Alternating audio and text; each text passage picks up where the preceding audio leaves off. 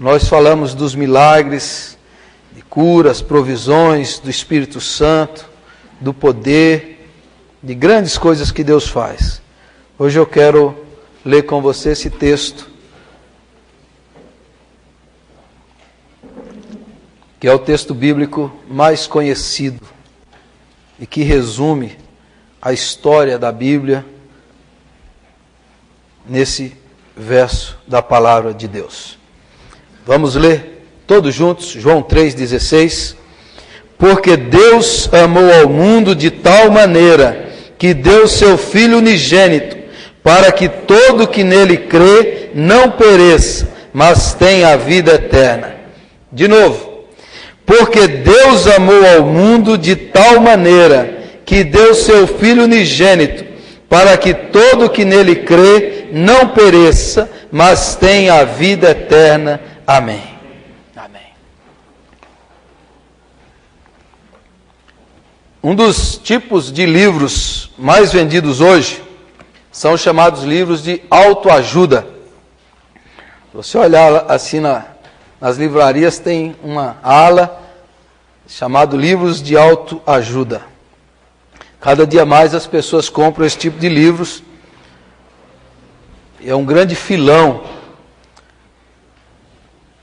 Por que as pessoas gostam tanto desses livros? Porque esses livros exortam, ensinam as pessoas a acreditar no seu potencial, no seu valor, a pessoa gostar de si mesma, a pessoa ter otimismo, pensamento positivo. Muitos estudiosos aí falam que esses livros não funcionam. E muitas pessoas que leem o livro, esses livros assim, ela funciona 3 dias. Depois eu fico desanimado de novo, né? Por isso que vende bastante. Você compra uma semana, você dá uma animada. Aí você fica desanimado, você precisa ler outro. Então o livro está sempre colocando a pessoa para cima, mas ela sempre precisa de uma dose, de uma injeção de autoestima. O que esse tipo de livro aponta, não só ele, mas outras coisas, que cada vez mais as pessoas estão descrentes delas mesmas. Que quanto mais se fala em autoestima, é porque a autoestima está muito baixa. Quanto mais as pessoas falam assim, preciso de uma cirurgia plástica para aumentar a minha autoestima, é porque a autoestima está baixa. Esses dias eu vi uma reportagem na televisão que eu fiquei admirado. Assustado, para dizer a verdade. Me desculpe eu contar essa história, você sabe que eu conto, né? Então é uma mulher que passou lá num programa, esses programas que a gente, né? É uma mulher que passou e ela botou silicone desse tamanho assim. Diz que botou o maior silicone do mundo. E aí botou muito que deu um problema, deu uma infecção e a mulher estava correndo risco. Mas o que me chamou a atenção é que, ao ser entrevistada, ela falou, mas se eu tirar, o povo não vai me amar mais. Eu falei assim, será que ela quis dizer o marido? O povo? Ela falou, o povo brasileiro não vai me amar mais, coitado. Eu fiquei com dó da mulher. Eu nem sei o que deu, se tirou, não sei. Você deve saber, né? Você assiste esses programas, né? Você deve estar sabendo, né? Mas eu não sei o que aconteceu. Mas eu fiquei impressionado como o amor das pessoas, não sei se era do marido, do povo, pelo jeito ela é famosa, ela é conhecida, depende da quantidade de silicone que a mulher tem. Que valor que ela se dá. Que amor que ela tem por ela mesma.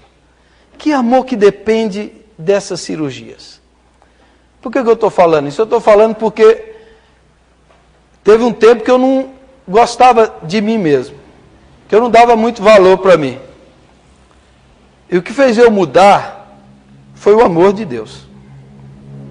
E o que eu vou falar aqui hoje, baseado nesse texto de João 3,16, é que a autoestima verdadeira do ser humano, o valor do ser humano, o potencial do ser humano, ele só pode ser experimentado verdadeiramente quando a gente descobre o grande amor de Deus.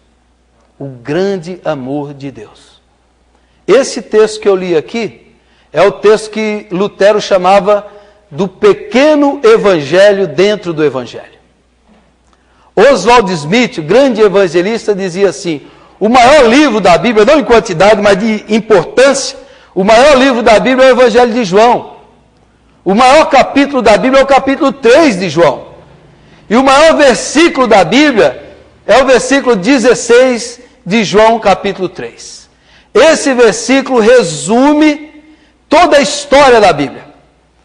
Todas as verdades essenciais da fé do cristianismo estão condensados nesse verso. Esse verso é a expressão da maravilha sublime, gloriosa, espantosa, sensacional, extraordinária de Deus. Nesse verso está a maior fonte de autoestima, de verdade, de valor, de potencial, estão condensados nesse versículo. Nesse versículo está a cura para todo tipo de baixa autoestima, todo tipo de desvalor, de auto-rejeição, de rejeição dos outros, qualquer que seja. Nesse versículo tem a maior verdade da Bíblia, a maior verdade do mundo, a verdade principal que você tem que saber, a verdade que tem que dominar sua mente e seu coração. Esse versículo aqui exprime, mostra, demonstra a maior maravilha do mundo. Qual é? Deus me ama. Deus ama você. Da Bíblia de capa a capa, a mensagem das Escrituras é essa: Deus ama você. Deus te ama. O Deus das Escrituras é um Deus de amor, é um Deus de afeição, e afeição por nós, pelo mundo, diz a Bíblia. Alguns estudantes de teologia, pelo menos no seminário que eu estudava, acreditavam que um teólogo chamado Karl Barth foi o maior teólogo do século XX. Outros não consideram, mas uma parte dos estudantes, dos estudiosos, considera ele o maior teólogo. Ele escreveu uma obra teológica de 14 mil páginas, volumes imensos. Ele tinha uma erudição extraordinária. E quando ele estava no auge da sua produção, ele foi visitar os Estados Unidos. E alguns repórteres chegaram diante do Karl Barth. E alguém chegou para ele e falou assim: doutor, todos os seus estudos, todas as suas pesquisas, qual é a maior verdade que já entrou na sua mente? Qual é a maior verdade que já passou na sua compreensão? E o Karl Barth diz: a maior de todas é: Deus me ama. A Bíblia assim o diz. Deus me ama. Essa é a maior verdade de todas. Deus ama você. A Bíblia assim o diz. E esse é um amor, não, porque a gente vai pensando que isso é uma forma poética de dizer. A gente fala, isso é uma maneira de dizer, isso aí é uma expressão que as pessoas dizem, falam. Não. Isso é um amor demonstrado, provado. Provado porque o texto diz que Deus deu o seu Filho. Ele não ficou apenas o amor platônico, o amor das ideias, da teoria. A Bíblia diz que Deus nos amou, que deu o seu Filho por nós. Que Jesus Cristo se fez gente, se encarnou, se fez humano, se fez pobre, se fez servo, em obediência foi até a morte, e morte de cruz. Que Jesus se deu por nós e sofreu por nós. E a Bíblia diz que ele sofreu uma morte terrível, que ele carregou os pecados de nós todos. A Bíblia diz que nós olhávamos para ele e não havia beleza, nada que nos chamasse a atenção, mas ele foi moído pelas nossas iniquidades, ele foi traspassado pelos nossos pecados, o castigo que nos traz a paz estava sobre ele, e pelos seus sofrimentos nós fomos sarados.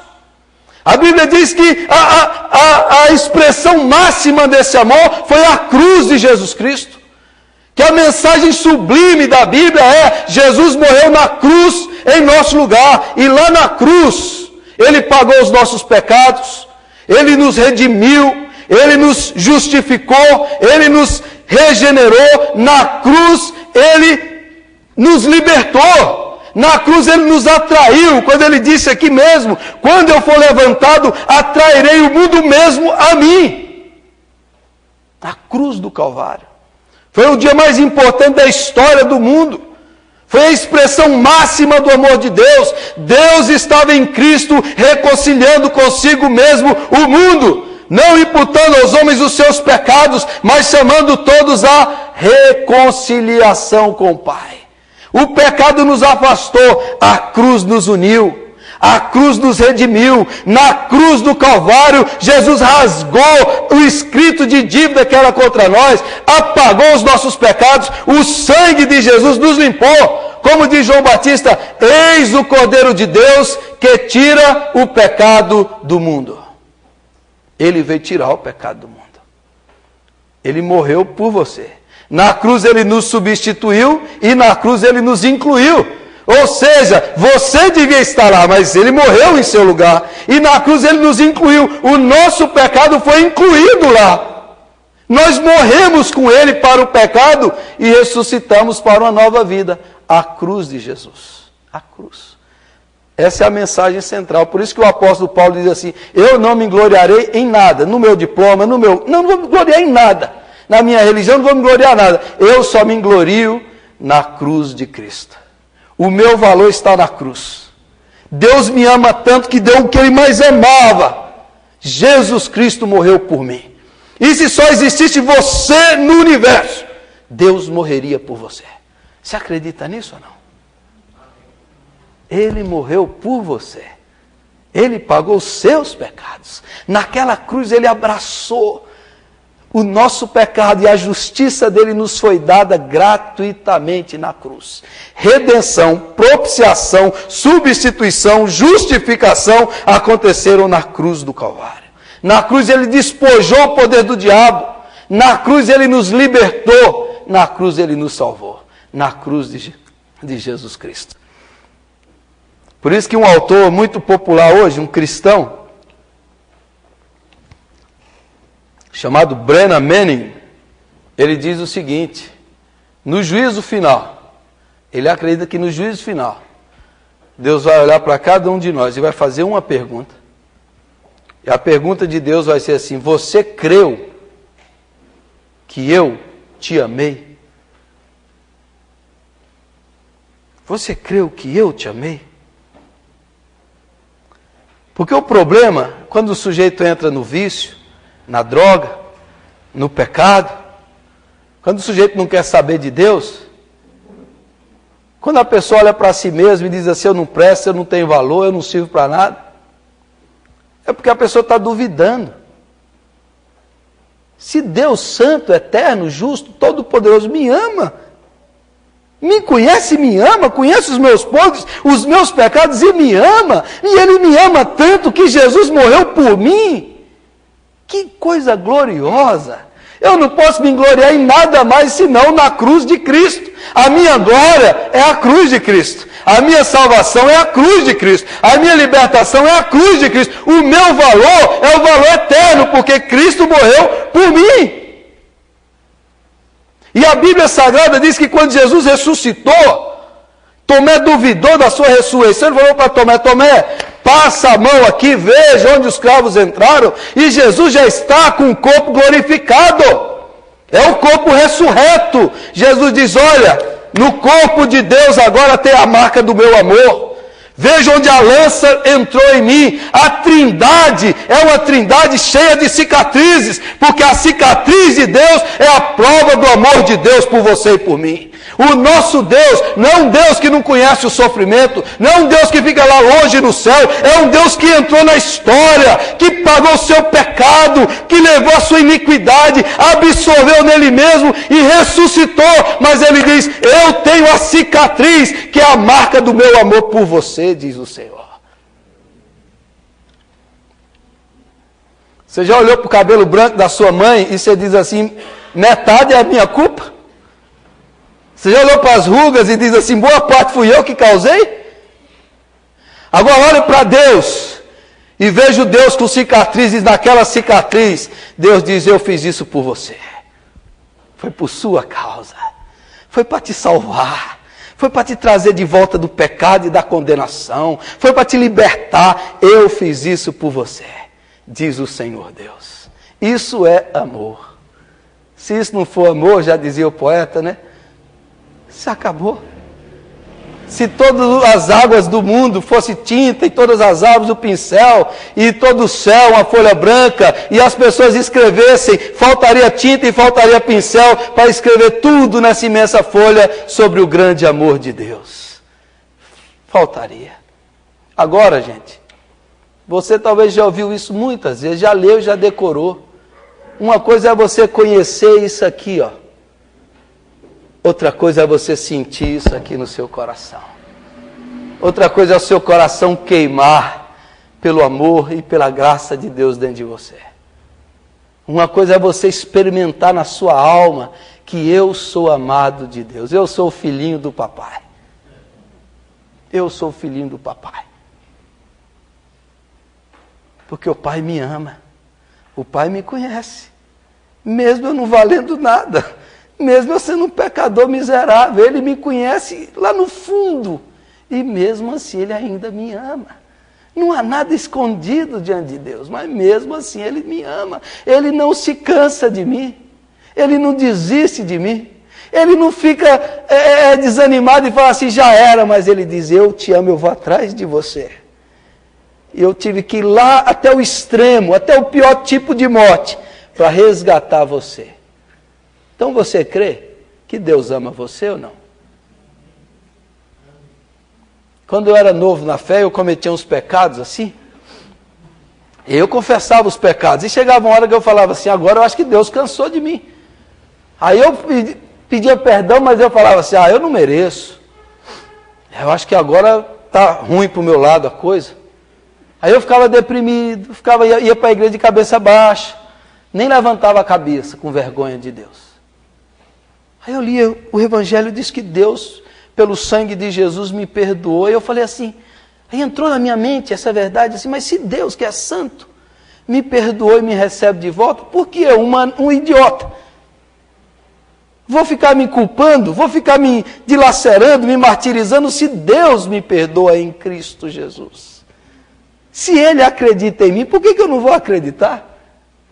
Então, a maior fonte de autoajuda, quando você está deprimido, não pensa assim, eu vou ler, eu tenho potencial, eu sou capaz, eu sou bom. Não. A maior fonte de autoajuda é você olhar para Deus e Deus falar assim, eu amo você e eu acredito em você. Eu não acredito em mim, irmão, eu não boto fé em mim nenhuma. Eu não garanto nada para você, mas tem um Deus que garante. Você fala assim, como é que você garante que você vai ser salvo, que você vai permanecer fiel? E se você cair, se você desviar? Eu não garanto nada, irmão, não garanto nem o dia de amanhã. Agora tem um Deus que garante.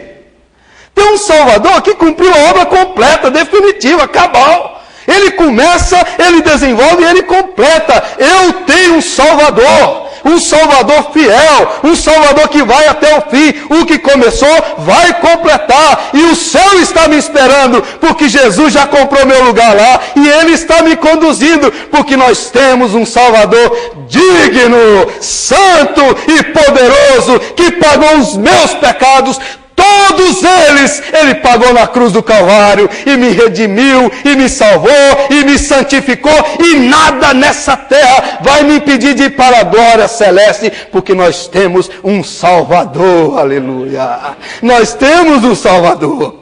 Essa é a minha garantia, não sou eu, não é nenhum livro, não é ninguém, é Jesus Cristo, é o sangue do Cordeiro de Deus, como diz o Apocalipse, o Cordeiro de Deus que foi imolado antes da fundação do mundo. Porque antes do mundo existir, Deus já tinha o amor sacrificial. Ele já tinha decidido que antes de dizer haja luz, Deus disse haja cruz. Porque quem ama sofre, mas sofre para redimir, para perdoar e para salvar. O Deus bíblico é um Deus que sofreu por nós. É um Deus que nos ama. É um Deus que nos ama. Então, Ele nos ama, Ele prova o seu amor. E o seu amor é para todos, para todo que nele crê. Para todo que nele crê. Um dos hinos mais famosos do mundo é o Amazing Grace, Graça Maravilhosa. Foi composta por um homem chamado John Newton, século XVIII. Ele tinha navios e ele buscava escravos na África, e naqueles navios negreiros eles levavam os escravos presos, muitos morriam na viagem, e ele levava para a Inglaterra para vendê-los como escravos. Uma noite o navio quase afundou e o John Newton clamou misericórdia de Deus, e Deus o salvou da morte. Quando Deus o salvou da morte, ele buscou o Senhor Jesus. E ele se considerava muito pecador, porque o que ele fazia era terrível. Assista o filme A Jornada pela Liberdade e você vai ver o John Newton lá, pelos milhares de escravos que o assombravam à noite. E ele ficou preocupado, ele falou, para mim não tem jeito. Para mim não tem. E o John Newton diz que leu esse texto e diz assim, para todo que nele crê. Ele falou assim, não é apenas para alguns, não é só para os santos, para os bons, para os perfeitos. Eu li que é para qualquer um que creia. Ele falou, então eu creio, Jesus. Se o teu negócio é gente perdida, eu sou o maior perdido. E Jesus salvou aquele homem. E ele compôs em ó graça maravilhosa, que salva um pecador como eu. Como é doce ouvir o som da graça de Jesus, que libertou um miserável como eu. E o John Newton foi regenerado e redimido pelo sangue do Cordeiro de Deus. Pode estar no fundo, no pior, lá embaixo. O Senhor redime, é para todo que crê. Você crê? Você crê de fato? Você confia de fato nesse amor? Você crê na salvação, no perdão, no sangue do Cordeiro? Ou você está distante, incrédulo, duvidoso? Por que você anda tão preocupado? Deus ama você. Como diz a música popular, quando a gente ama, é claro que a gente cuida. Deus ama, Deus cuida. Deus cuida de você. Um dia eu estava pensando sobre o amor de Deus e eu pensei assim, Senhor, eu amo os meus filhos. E veio aquele pensamento no meu coração, pois o amor que eu tenho por você excede, porque você nem sabe o que é amor. Seu amor é egoísta, é condicional. Agora o meu amor é eterno, é infinito, é incondicional, é sacrificial. Pense no amor que você tem pelos seus filhos e pelos seus, e multiplica isso, e multiplica, e você vai ter um reflexo pálido do amor de Deus por nós. Louvado seja o Senhor. Louvado seja o Senhor. Ainda que seu pai e sua mãe se esqueçam de você, eu jamais me esquecerei de ti, diz o Senhor. Jamais me esquecerei de ti. É para todo aquele que nele crê. E a maior maravilha, ela é expressa, é provada pelo amor. E o objetivo dessa maravilha, desse milagre, é para que todos tenham vida. O versículo começa com Deus e termina com vida eterna. Para que todo que nele crê não pereça, mas tenha vida eterna. O que é a vida eterna? A vida eterna começa aqui, mas é Deus dizendo para você, eu quero que você esteja perto de mim. Eu morri para você, para trazer você, porque ainda que eu tenha 100 ovelhas, se uma se desviou, eu deixo as 99 e vou atrás daquela que se desviou. Eu vou atrás, eu pego, eu curo, eu coloco no colo, porque o Senhor ama os seus.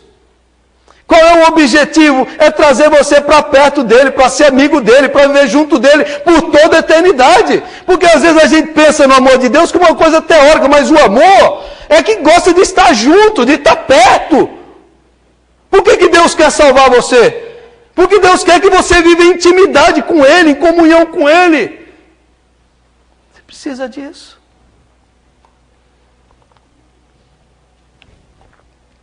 Esses dias eu acordei de madrugada, fui ler a Bíblia.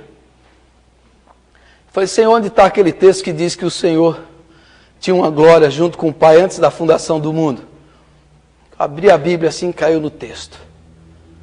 Aí o texto dizia assim, Pai, Jesus orando, antes de morrer em João 17, Pai, como aquela glória que eu tive contigo antes do mundo existir, eu e o Senhor, eu em ti e tu em mim, essa glória que nós tivemos, eu oro também para que eles em nós, experimentem essa glória.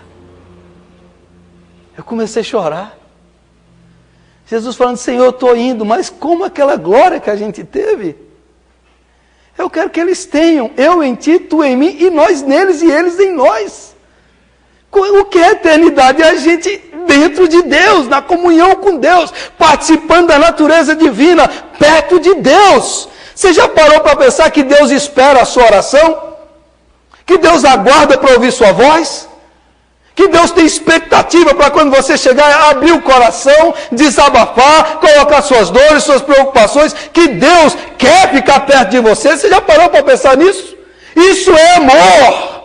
Isso é amor de Deus! O Deus que quer estar junto dos seus filhos, que não quer que nenhum se perca, que nenhum vá para o inferno, que nenhum seja condenado, mas que você venha, creia, para que todo que nele crê tenha a vida eterna, para todo sempre. A maior maravilha de todos é a vida eterna, que não se acaba. Não é apenas 80 ou 90 anos como nós lemos no Salmo, mas é para sempre na comunhão e na adoração de Deus. Essa é a maior maravilha, a maior glória de todos. A beleza do Pai, do Filho, do Espírito Santo, e nós nele e ele em nós, na glória eterna. Na glória eterna. Essa é a redenção, essa é a redenção.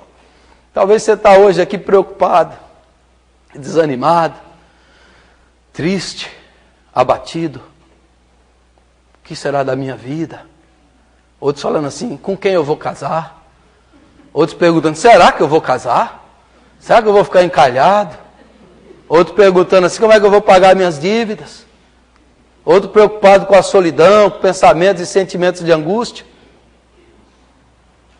A mensagem de Deus para você é, eu amo você.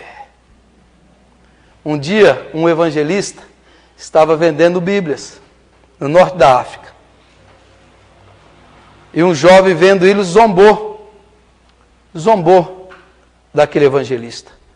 E falou para ele assim, se você me der uma Bíblia dessa, eu vou fumar ela inteira de maconha. Aí o evangelista falou, então é o seguinte, eu vou te dar essa Bíblia. Mas cada página que você fizer um cigarro de maconha, você lê antes. Você me promete, eu te dou. Mas você vai começar a fumar do Novo Testamento. Senão você vai fumar muito. Aí o rapaz se sentiu desafiado, pegou a Bíblia e foi, então você começa de Mateus. E foi embora. Muitos anos depois, num congresso de evangelistas e pastores, sobe um jovem lá na frente, olha para aquele evangelista, aponta o dedo para ele e fala, você está lembrado de mim? Eu vou, não. Eu sou aquele que falou que ia fumar a sua Bíblia de maconha. Pois você acredita? Ele começou a falar. Eu comecei em Mateus. Li Mateus 1, fiz um cigarrinho e fumei. Fumei Mateus inteiro. Fumei Marcos. Fumei Lucas. Quando eu estava fumando João, naquela folha do capítulo 3, no versículo 16, quando o texto falou assim, Deus me amou. Naquela hora, o amor de Deus entrou no meu coração e eu me prostrei. Ali eu parei de fumar a Bíblia e entreguei meu coração ao grande amor de Deus. Ele me salvou, Ele me regenerou, Ele me perdoou. O amor eterno, infinito de Deus pelos seres humanos. Essa é a mensagem de Deus para você e para mim. Deus me ama. Deus ama você com amor eterno, infinito. Deus tem o melhor para você. Deus tem pensamentos para você. Eu sei que pensamentos têm a vosso respeito, pensamentos de paz e não de mal. Eu estou agindo em todas as coisas para o seu bem, diz o Eterno, porque eu te amo e eu quero você perto de mim. Aleluia. Vamos ficar em pé, irmãos, e vamos orar.